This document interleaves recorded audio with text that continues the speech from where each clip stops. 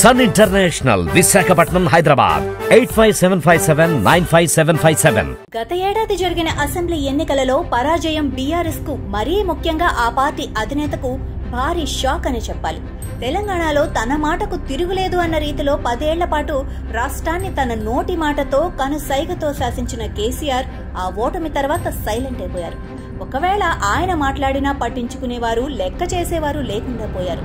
Party ఎమ్మెల్యేలను గంటల తరబడి ప్రగతి భవన్, ఇప్పుడు ప్రజాభవన్ గేట్ల ముందు పడిగాపులు పడేలా చేసిన కేసీఆర్ కు ఇప్పుడు పిలిచినా సొంత పార్టీ ఎమ్మెల్యేలే కాదు, ద్వితీయ శ్రేణి నేతలు అందుబాటులోకి రాని పరిస్థితి ఎదురైంది.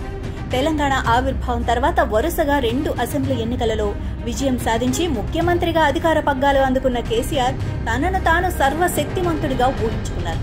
మరీ ముఖ్యంగా రాష్ట్రంలో తెలుగుదేశం, కాంగ్రెస్ పార్టీలను నిర్వీర్యం చేసేయడంతో రాష్ట్రంలో ఇక తనకు తిరుగులేదన్న భావనకు వచ్చారు.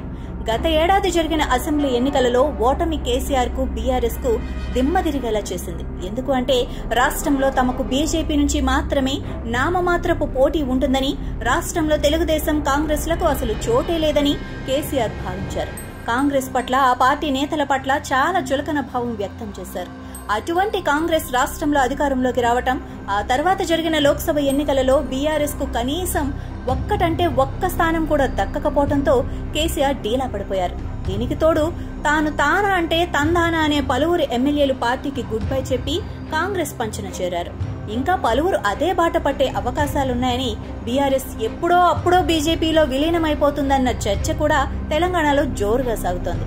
ఈ పరిస్థితుల్లో బీఆర్ఎస్ కేడర్లో స్థైర్యం నింపాల్సిన కేసీఆర్ పూర్తిగా ఫామ్ హౌస్ కే పరిమితమైపోయారు. కేవలం ఒక్కటంటే ఒక్క రోజు మినహాయిస్తే ఆయన అసెంబ్లీకి కూడా గైర్హాజరయ్యారు.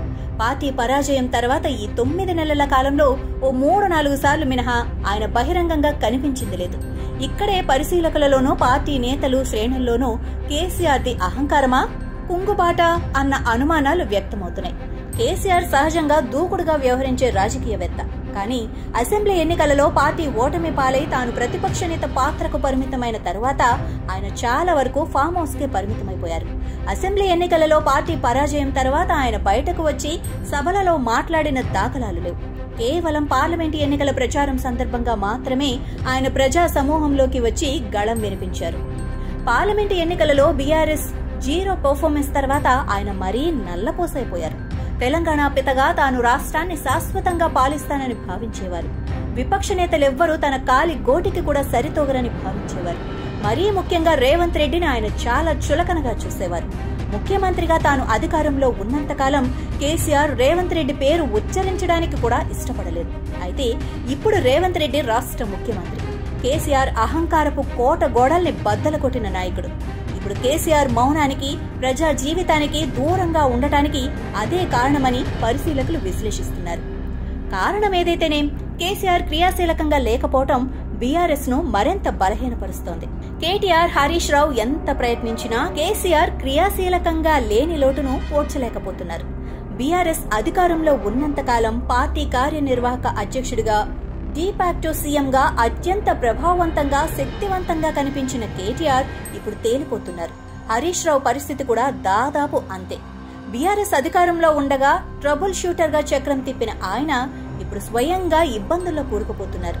ఈ పరిస్థితుల్లో బీఆర్ఎస్ ఏ మాత్రంగానైనా నిలదొక్కుకోవాలన్నా, ప్రజాక్షేత్రంలో బలోపేతం కావాలన్నా కేసీఆర్ తన మౌనం వీడి జనంలోకి రావాలి.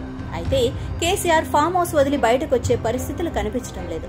ఆయన ప్రజా జీవితంలో క్రియాశీలకంగా వ్యవహరించలేకపోవటానికి కారణం ఏమిటన్న దానిపై విస్తృతంగా చర్చ జరుగుతోంది. పరిశీలకులైతే కేసీఆర్ మౌనానికి ముఖం చాటేయటానికి కారణమైతే అహంకారం, లేకుంటే కుంగుబాటు అని విశ్లేషిస్తున్నారు.